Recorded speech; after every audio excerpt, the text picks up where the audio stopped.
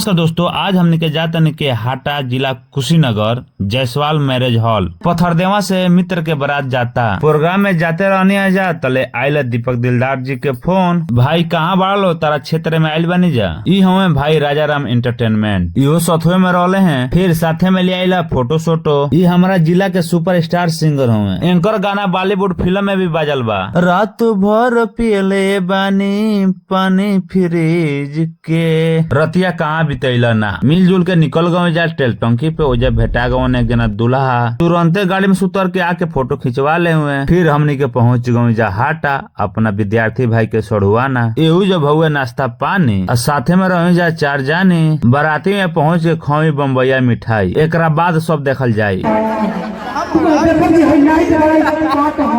जब के हिट मत कने कहे बच्चे और लाइट चलूं मेरे को हमारी गांव के इको में